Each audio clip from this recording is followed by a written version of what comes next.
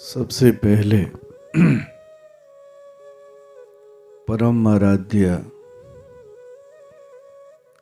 परम पूज्य गुरु महाराज साहब, आपके चरणों में हमारा प्रणाम है। पूज्य गुरु माँ जो हमारे मध्य मंचासीन है, आपके भी चरणों में हमारा प्रणाम है। सभा में उपस्थित दूर दूर से आए सभी परम पूज्य गुरुदेव के प्यारे भक्तगण, आप सबों को हमारा यथा योग्य नमन है, प्रेम है। आज हम सब यहाँ जो बैठे हैं, ये एक सत्संग की सभा है। तो आइए आज थोड़ा सा दो चार शब्द सत्संग के संबंध में बात कर लेते हैं, क्योंकि हम जिस सभा में बैठे हैं उस सभा का एक छोटा सा परिचय शुरू में देना जरूरी होता है। हम कहाँ बैठे हैं, क्यों बैठे हैं, ये सभा किस लिए इकट्ठी हुई है, ये जानना जरूरी है। सत्संग का मतलब क्या होता है, आइए यहीं से इसकी शुरुआत करते हैं। पहले यह जान लें कि इस सत्संग का नाम दिव्य चेतना सत्संग है। इसके संस्थापक एवं संचालक हमारे परम आराध्य पूज्य गुरुदेव हैं, जिनकी तस्वीर मंच पे रखी हुई है। अब आइए चलते हैं कि सत्संग क्या है। सत्संग का मतलब होता है सत्य के साथ संग करना। और सत्संग दो प्रकार का होता है। पहला है बाह्य सत्संग और दूसरा है आंतरिक सत्संग। बाह्य सत्संग में मुख बोलता है, कान सुनता है। जैसे रामायण पाठ करना, गीता पाठ करना, भजन गाना, कीर्तन गाना, प्रवचन करना, तीर्थ यात्रा करना, गुरुद्वारों की यात्रा करना, ये सारे क्रियाकलाप जो हैं वो बाह्य सत्संग के अंतर्गत आते हैं। बाह्य सत्संग से चरित्र का निर्माण नहीं होता है, इस बात को आप याद रखेंगे। बाह्य सत्संग से कभी भी चरित्र का निर्माण नहीं होता। हाँ, बाह्य सत्संग की एक खूबसूरती यह है कि बाह्य सत्संग हमें आंतरिक सत्संग में प्रवेश कराता है। आंतरिक सत्संग में प्रवेश करने की एक भूमि तैयार करता है। आंतरिक सत्संग क्या है? तो आंतरिक सत्संग में आत्मा बोलती है और मन सुनता है। और सुनते सुनते देखने में परिवर्तित हो जाता है और देखते देखते एक अवस्था आती है, वो भी वही हो जाता है, वैसा ही हो जाता है। इस सत्संग के द्वारा ही चरित्र का निर्माण होता है। और एक बात हमेशा याद रखेंगे कि एक निर्मित चरित्र वाला ही व्यक्ति ईश्वर को ठहराव दे सकता है। आप जीवन भर बाह्य सत्संग करते रह जाएंगे, ईश्वर की भूमि पर पहुंच जाएंगे, लेकिन वो ईश्वर आपके अंदर में ठहर नहीं सकता। ईश्वर के ठहरने की भूमि जब भी तैयार होगी तो आंतरिक सत्संग के द्वारा ही होगी। इसीलिए हमारे धर्म शास्त्रों में जितनी भी सत्संग की महिमा गाई गई है वो इसी आंतरिक सत्संग की महिमा गाई गई है, इसी आंतरिक सत्संग की महिमा गाई गई है। आपने सुना होगा, कहते हैं ना कि तात स्वर्ग अपवर्ग सुख धरिय तुला एक अंग तुले न ताही सकल मिली जो इक लौ सत्संग, जो सुख इक लौ सत्संग। तात स्वर्ग अपवर्ग सुख, स्वर्ग और अपवर्ग के सुख को अगर तराजू के एक पलड़े पर रख दिया जाए और दूसरे पलड़े पर सत्संग के एक लौ के बराबर के सुख को रख दिया जाए। एक लौ किसको कहते हैं?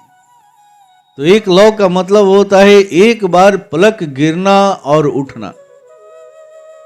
इसके बीच में जो अवधि है, छोटी सी अवधि, उस अवधि को ही कहते हैं एक लौ।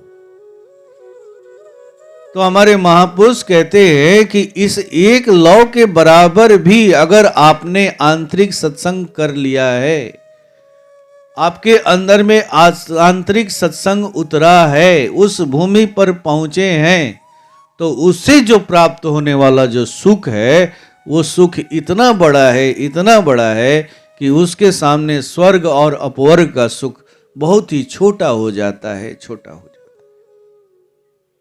अब सोच लीजिए कि आंतरिक सत्संग की महिमा कितनी बढ़ चढ़ करके गाई गई है, कितनी बढ़ चढ़ के गाई गई। और जो लोग सचमुच इस सत्संग को घंटों करते होंगे, उनकी स्थिति क्या होती होगी। इसीलिए महापुरुषों ने कहा कि आंतरिक सत्संग के अंदर ही वो क्षमता है जो आपके चरित्र का निर्माण कर सकता है। और जैसे ही चरित्र का निर्माण होगा, ईश्वर को ठहराव देने की आपके अंदर में भूमि बन जाएगी। इस आंतरिक सत्संग से क्या क्या हो सकता है, क्या क्या होता है, हम मानवों के लिए ये कितना आवश्यक है, कितना जरूरी है, आइए इसे समझने के लिए, इसे जानने के लिए हम लोग एक प्रसंग की तरफ चलते हैं। ये प्रसंग हमारे धर्म शास्त्रों से लिए गए प्रसंग हैं। ये प्रसंग राजा परीक्षित का है। बार बार परम पूज्य गुरुदेव भी इस प्रसंग को रखा करते थे। प्रसंग को रखने का बार बार उद्देश्य यही है कि प्रसंग के द्वारा ये समझाया जाना, ये बताया जाना कि सत्संग की महिमा क्या है और सत्संग एक मानव के लिए कितना आवश्यक है। राजा परीक्षित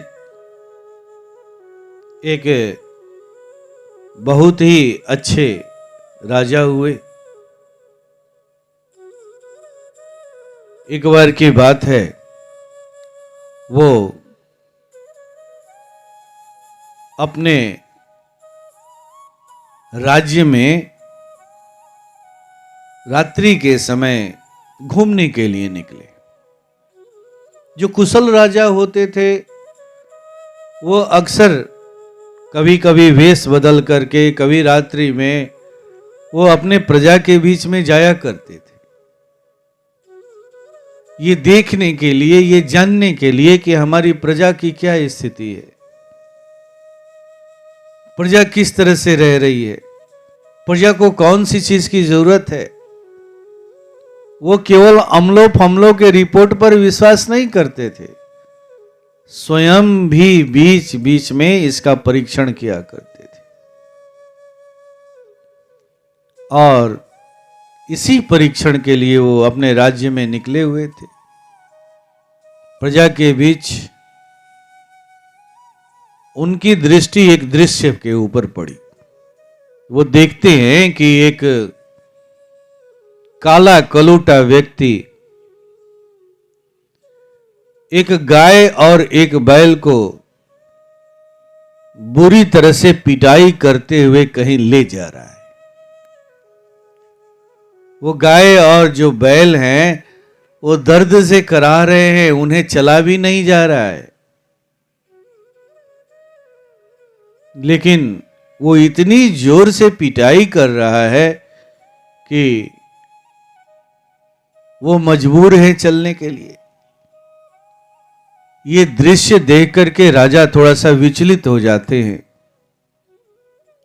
और काले कलूटे व्यक्ति के पास जाकर के उसे धमकाते हैं, डांटते हैं, फटकारते हैं और फिर गाय और बैल से पूछते हैं कि आप लोग कौन हो भाई? ये आदमी आप लोगों की पिटाई क्यों कर रहा है? क्यों इस तरह से आप लोगों की ये दुर्दशा कर रहा है? तो उनमें से एक ने कहा कि ये जो गाय है ना, ये भक्ति है, भक्ति। और जो बैल है उसने अपना परिचय देते हुए कहा कि मैं धर्म हूं, धर्म। और ये जो गाय है ना, ये भक्ति है। और ये काले कलूटे जिस व्यक्ति को आप देख रहे हैं जो हमारी पिटाई कर रहा है, ये कलियुग है, कलियुग। अब ये आपके राज्य में प्रवेश करना चाहता है और ऐसी अवस्था में ये हमें आपके राज्य से मार करके बाहर निकाल रहा है, क्योंकि जब तक हम यहां रहेंगे ये प्रवेश नहीं कर पाएगा। इसको अपना स्वतंत्र रूप से कार्य करने का मौका नहीं मिल पाएगा, इसका साम्राज्य स्थापित नहीं हो पाएगा। इसीलिए ये हम लोगों को पिटाई कर रहा है और आपके राज्य से बाहर निकालना चाहता है। राजा परीक्षित को बात समझते देर नहीं लगी। उन्होंने, वो चूंकि न्यायप्रिय राजा थे, तो राजा ने कलियुग को बड़ा ही धमकाया, जार से मारने की धमकी देने लगे। तो कहते हैं कि कलियुग उनके पैर पकड़ लिया और क्षमा मांगने लगा और उन्होंने क्षमा भी कर दिया, क्योंकि जो न्यायप्रिय राजा होते हैं वो बड़े दयालु भी होते हैं। जैसे ही वो झुका, उनकी दयालुता प्रकट हो गई। क्षमा मांगते हुए कलियुग ने कहा कि ऐसा करें कि प्रभु आप हमें अपने राज्य से बाहर न निकालें, हमें कम से कम कोई ऐसी जगह दे दे जहां मैं रह सकूं, शांति से रह सकूं, स्थिर से रह सकूं। मैं आपके राज्य में रहना चाहता हूं, रहने के लिए हमें कोई एक छोटी सी जगह दे देते। कहते हैं कि राजा परीक्षित को दया आ गई और उन्होंने कहा कि ठीक है, मैं तुम्हें रहने के लिए एक जगह देता हूं। उन्होंने कहा कि तुम कलाली में रह सकते हो। कलाली वो जगह है जहां लोग शराब मदिरा का पान करते हैं, गलत काम करते हैं। तो उन्होंने कहा कि तुम ऐसी जगह पर रह सकते हो, जाओ, तुमको वहीं रहने की मैं अनुमति देता हूं, तुम्हारे लिए वही योग्य जगह है। कलियुग थोड़ा सा सुना तो उसे अच्छा नहीं लगा, क्योंकि वहां रह करके वो अपना काम नहीं कर सकता था। वो तो राजा के राज्य में इसलिए रहना चाहता था कि वो धीरे धीरे अपना साम्राज्य फैलाना चाहता था। तो बार बार निवेदन करने लगा कि नहीं प्रभु, ये तो है ही, मुझे वहां शांति नहीं मिलेगी, वहां कोई भी अच्छा आदमी आता नहीं है, थोड़ा सा मुझे इससे और कोई अच्छी जगह दे देते तो आपकी बड़ी दया होती, कृपा होती। दरअसल कलयुग किसी न किसी तरह से मौका ढूंढ रहा था और राजा परीक्षित कुछ देर सोचने के बाद उन्होंने कहा कि ठीक है, एक और जगह तुम्हें मैं देता हूं, वो है वैसी जगह, वैसा स्वर्ण जिस स्वर्ण को अनीति से कमाया गया है, ऐसे स्वर्ण धन में तुम रह सकते हो। जाओ, मैं तुम्हें इसकी अनुमति देता हूं। जो धन, जो स्वर्ण धन अनीति से कमाया गया है, गलत तरीके से कमाया गया है, धोखाधड़ी से कमाया गया है, चोरी चमारी से कमाया गया है, किसी को ठग करके लूटा गया हो, ऐसे स्वर्ण धन में तुम रह सकते हो। कलयुग सहस्र इस बात को स्वीकार कर लिया और वो अब ऐसे धन की तलाश में निकल गया। कहां वैसा धन है जहां मैं अपना बसेरा बनाऊं। इस तरह से कुछ समय बीत गए। एक दिन राजा परीक्षित अपने राज्य कोष में प्रवेश किए, ये जानने के लिए कि राज्य में कितनी धन की व्यवस्था है, कितने धन की और व्यवस्था की जरूरत है, राजकोष का क्या हालचाल है। क्योंकि एक योग्य राजा थे ना, प्रजा को क्या क्या चीज देना है, कहां सुविधा देनी है, प्रजा के लिए क्या खर्च करना है ताकि प्रजा सुखी रह सके। ऐसी हालत में राजकोष पर भी ध्यान देना होता है। और वो राज्य कोष में प्रवेश किए जानने के लिए कि राज्य कोष की स्थिति क्या है। और जब राजकोष का वो भ्रमण कर रहे थे, निरीक्षण कर रहे थे, तब उनकी दृष्टि एक मुकुट पर पड़ जाती। वो मुकुट बड़ा ही शानदार, बड़ा ही सुंदर और चमकीला था। बड़ी अजीब सी चमक थी उसके अंदर। उसे देख करके वो उनका मन उसकी ओर आकर्षित हुआ। दरअसल वो मुकुट जरासंध का मुकुट था और भीम ने जरासंध को मार करके वो मुकुट ले आए थे जो राज्य कोष में उन्होंने जमा कर दिया। उस मुकुट के बारे में ऐसा आदेश था कि इस मुकुट को कोई धारण नहीं करेगा, क्योंकि ये मुकुट एक आतताई राजा का मुकुट था जो पूरा जीवन अनीति से चला, हमेशा अधर्म का पालन किया, एक अन्यायी राजा था। तो सख्त आदेश था कि इस मुकुट को कोई धारण नहीं करेगा। बस राज्य कोष में ऐसे ही पड़ा हुआ था। लेकिन इस बात को राजा परीक्षित जानते नहीं थे और उन्हें वो मुकुट भा गया और उसे वो धारण कर लिया। और धारण कर लिए, बस फिर क्या था, कलयुग तो वहां पहले से ही मौजूद था। उन्होंने ही तो उसे आदेश दिया था कि ऐसे स्वर्ण धन में रह सकते हो जो अनीति का हो, गलत तरीके से कमाया गया हो।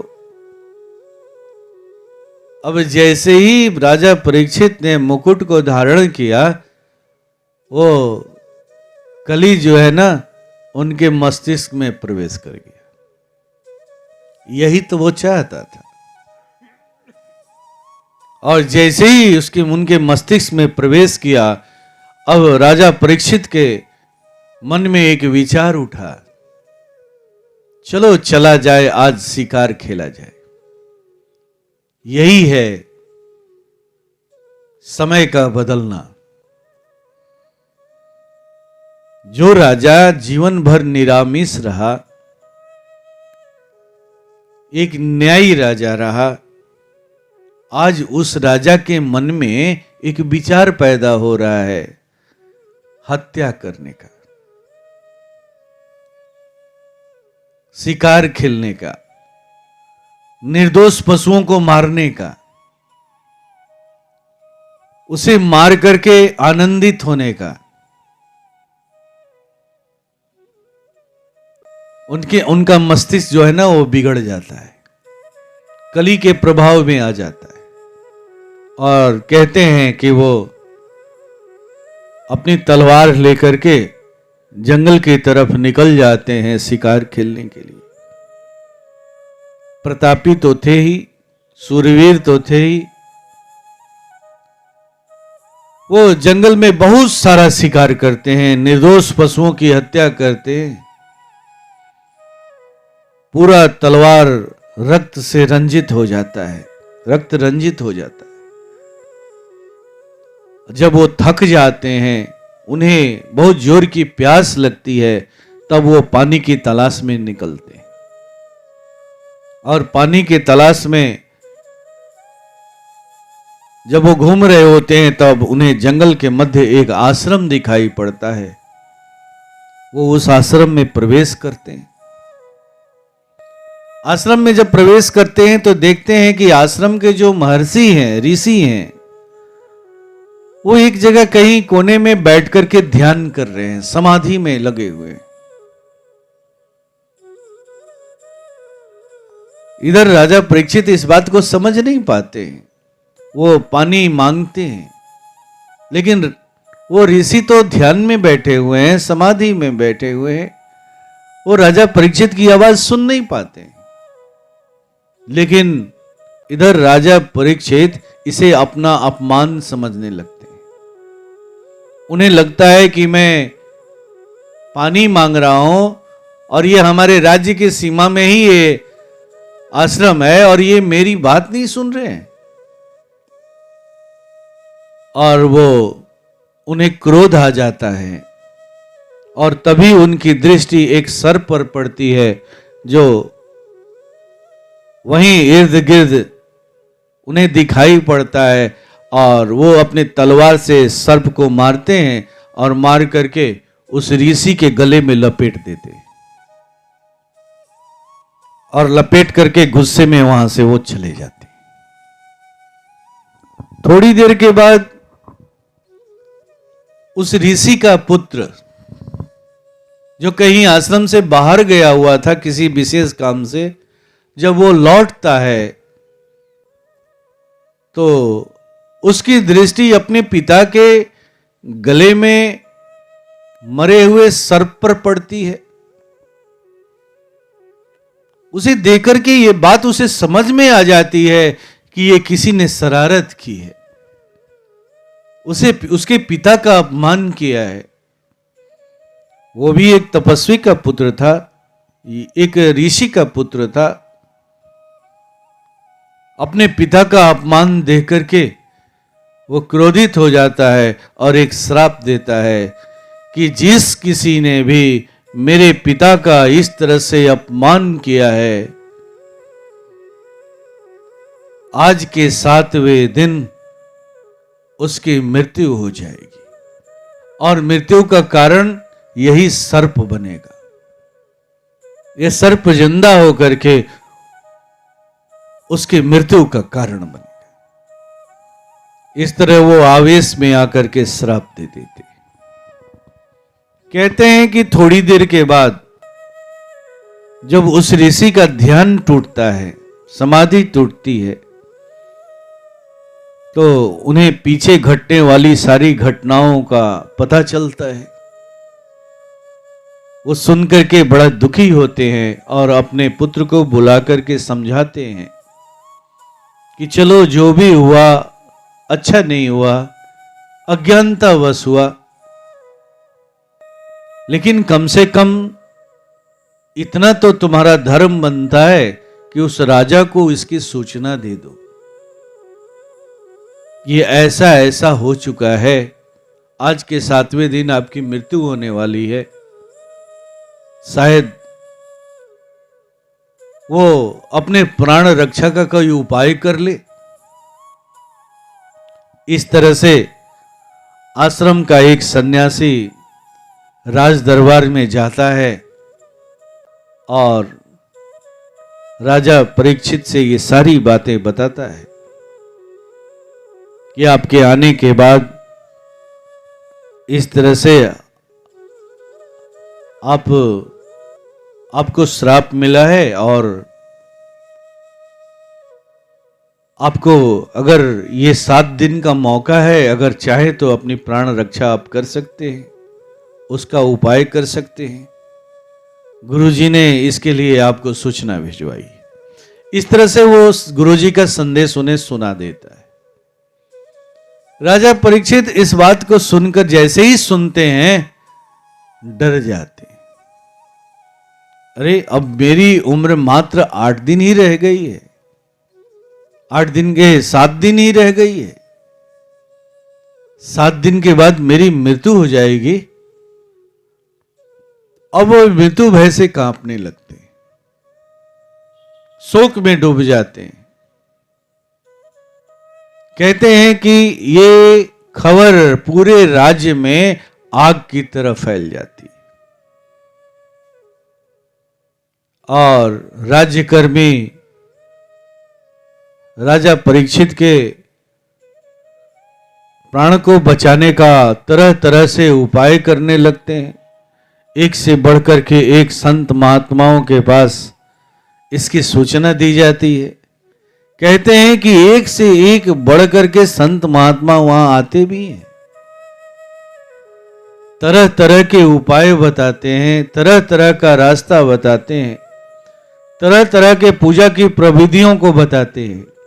कोई कहता है यज्ञ करो, कोई कहता है हवन करो, कोई कुछ कहता है, कोई कुछ कहता है। लेकिन राजा परीक्षित को किसी पर विश्वास नहीं हो रहा है, संतुष्टि नहीं हो रही। कहते हैं कि कुछ ही देर के बाद सुखदेव जी का भी आश्रम में प्रवेश होता है, राज्य दरबार में प्रवेश होता है और सुखदेव जी वो सारी बात समझते हैं और फिर एक उपाय बताते हैं कि राजन 7 दिन तक मैं तुम्हारे साथ बैठ करके भागवत कथा कहूंगा, इसे सुनना और जब तुम इसे सुनोगे मेरे साथ बैठ करके तो 7वें दिन मृत्यु भय से तुम बाहर निकल जाओगे, मृत्यु पर विजय प्राप्त कर लो। इस तरह से वो शर्त रखते हैं। राजा परीक्षित को यह स्वीकार हो जाता है क्योंकि सुखदेव जी एक वितरागी पुरुष के रूप में वो दिख रहे होते हैं, उनमें कुछ ऐसे गुण झलक रहे होते हैं जिसे देख करके राजा परीक्षित थोड़ा उनके प्रति आकर्षित होते हैं और उनकी बात को स्वीकार कर लेते हैं। कहते हैं कि 7 दिन तक सुखदेव जी वो कथा सुनाते हैं और राजा परीक्षित सुनते हैं और 7वें दिन मृत्यु टल जाती है, मृत्यु टल जाती है। यही वो प्रसंग है जिस प्रसंग को परम पूज्य गुरुदेव भी रखा करते थे।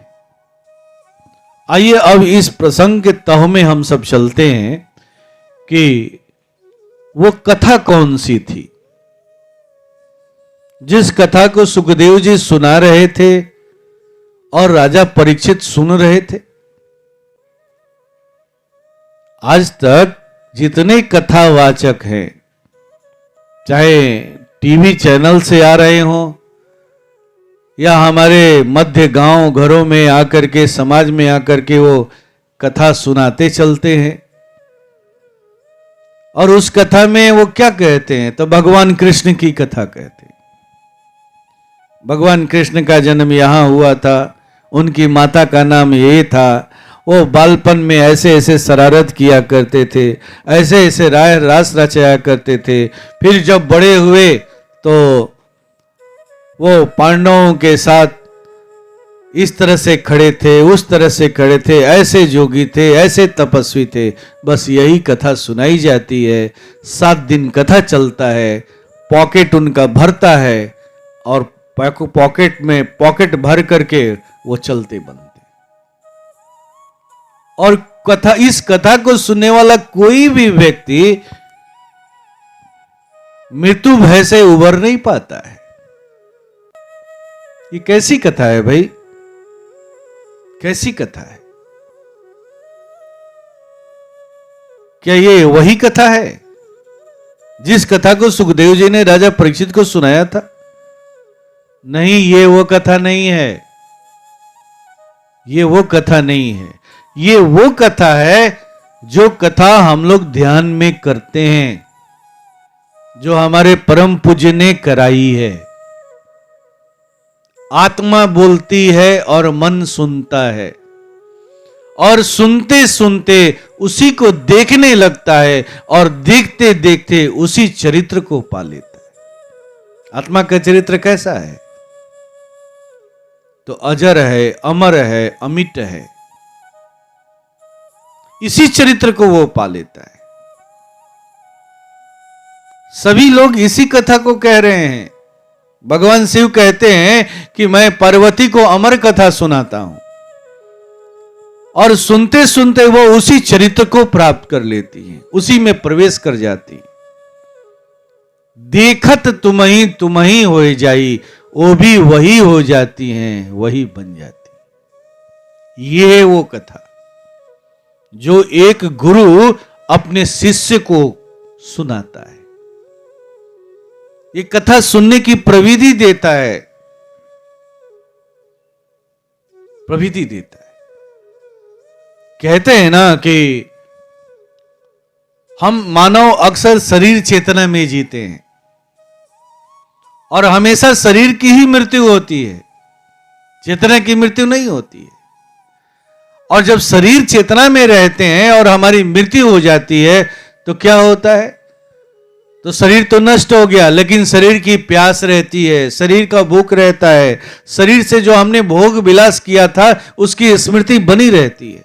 अब ऐसे में वो चेतना परेशान है, प्यास लगी हुई है, प्यास बुझा नहीं सकती, भूख लगा हुआ है, भूख मिटा नहीं सकता, भोजन की सारी सामग्री है लेकिन मिटा नहीं सकता, क्योंकि शरीर नहीं है। अब वो शरीर की तलाश करता है, और ऐसे में वो किसी न किसी शरीर में प्रवेश कर जाता है। बड़ी भयावह स्थिति होती। तो कहने का मतलब है कि ये कब होता है? तो जब हम शरीर चेतना में रहते हैं। लेकिन परम पूज्य कहते हैं कि एक मानव का कर्तव्य है कि वो शरीर रहते रहते उस शरीर चेतना से बाहर निकल जाए, अपने आप को अधि चेतना में लेकर के चल जाए, अपने आप को दिव्य चेतना में लेकर के पहुंच जाए। और ये कैसे पहुंचेगा? तो इसकी प्रविधि गुरु देता है, गुरु देता है। यही वो प्रविधि है जिस प्रविधि को सुखदेव जी ने भी राजा परीक्षित को दिया। उसका बैठा करके उन्होंने निरंतर अभ्यास कराया अपने समक्ष, और वो मृत्यु भय से मुक्त हो गए। वो शरीर चेतना से बाहर निकल गए, बाहर निकल। उनकी जो चेतना है वो अधि चेतना में परिवर्तित हो गई, और फिर आगे चल करके वो दिव्य चेतना, अपने दिव्य चेतना को प्राप्त कर ली। जब हम शरीर चेतना से हट करके अधि चेतना में चले जाते हैं, अति चेतना में चले जाते हैं, तो शरीर जब नहीं रहता है, शरीर जब छूटता है तो शरीर की याद भी नहीं रहती है। फिर कोई कष्ट नहीं है, कोई दुख नहीं है, कोई दर्द नहीं है, कोई भय नहीं है। यही रहस्य है इस कथा का। और एक गुरु, हमारे परम पूज्य गुरुदेव ने हम सबों को यही क्रिया दी है, यही साधना दी है। दरअसल सच कहा जाए तो यही है भागवत कथा। सही भागवत कथा है जो यही है, यही है। इसी के लिए सत्संग की सभा का आयोजन किया जाता है। सत्संग के सभाओं में इसी का ज्ञान दिया जाता है, यही प्रविधि सिखाई जाती है, यही प्रविधि सिखाई जाती है। और ये सभा ऐसी ही सभा है, ऐसी ही सभा है। तो आइए हम सब भी अभी आज बैठ करके उसका थोड़ी देर के लिए प्रैक्टिकल अभ्यास करें। और नित्य इसका अभ्यास हमें अपने घर में भी जाकर के नित्य करना है, पूरे जीवन करना है, पूरे जीवन करना है, जब तक हम अपनी चेतना को परिवर्तित नहीं कर लेते, शरीर चेतना से ऊपर नहीं उड़ जाते, अपने दिव्य चेतना को प्राप्त नहीं कर लेते। एक मानव योनि में आने का लक्ष्य क्या है? तो यही है, अपने दिव्य चेतना को प्राप्त करना, अपने दिव्य चेतना को प्राप्त करना। तो इसके लिए आवश्यक है कि हम सब सीधी तरह से बैठ जाएं। परम पूज्य गुरुदेव ने जिसे जो प्रणाली दी है, जैसे दी है, वो वैसा ही करेंगे, उसमें कोई भी फेरबदल नहीं करेंगे, कोई भी परिवर्तन नहीं करेंगे, कोई भी जोड़ घटाव नहीं करेंगे। मंत्र का उच्चारण करेंगे, मंत्र को बोलना है, सुनना है, फिर देखना है। क्या देखना है? तो मंत्र को बोलने सुनने से जो स्पंदन या जो तरंग पैदा हो रहा है उसी को देखना है। ये तरंग या स्पंदन क्या है? तो यही है आपके गुरु की आत्मा, यही है आपके गुरु की आत्मा, और इसे ही देखने की क्रिया करनी है। और देखते देखते एक अवस्था आती है, देखत तुम ही हो जाई, आप भी वही हो जाएंगे, वही बन जाएंगे। यही तो क्रिया सुखदेव जी ने राजा परीक्षित को दी, लेकिन कोई इस बात को बताता नहीं है और न जानता है।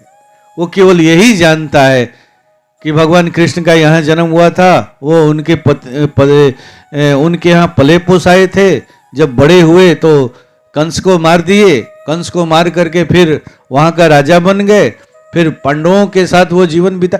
तरह तरह से उनकी कथा कहानियां कही जाती हैं और पॉकेट भरा जाता है और चलते बनते, लेकिन वो क्रिया नहीं कराई जाती है जिस क्रिया को सुखदेव जी ने राजा परीक्षित को कराया।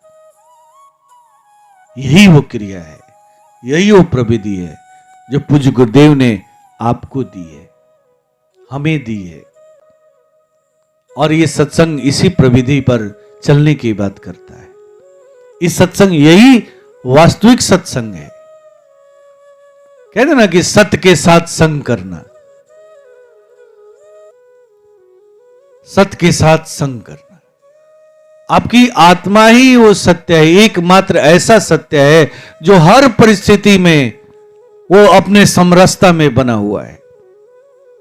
जब वो आंखों पर आता है तो ये आंखें देखने लगती हैं, कान पर आता है तो कान सुनने लगता है, हृदय पर आता है तो हृदय धड़कने लगता है। जैसे ही ये सत्य बाहर निकल जाता है, आपका मुख रहता है बोल नहीं पाता, आंख रहता है देख नहीं पाता, कान रहते हैं सुन नहीं पाते, हृदय धड़कना बंद कर देता है। ये एक ऐसा सत्य है जो जागृत में भी उसी अवस्था में रहता है जिस अवस्था में सुषुप्ति में रहता है। ये ऐसा सत्य है कि जो जिस अवस्था में सुषुप्ति में रहता है, ठीक उसी वो स्वप्न की भी अवस्था में वैसा ही बना हुआ है।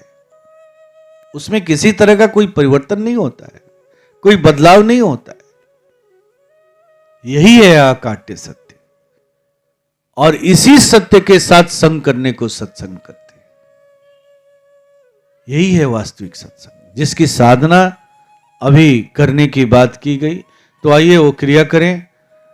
इसके पहले गुरुवंदना होगी।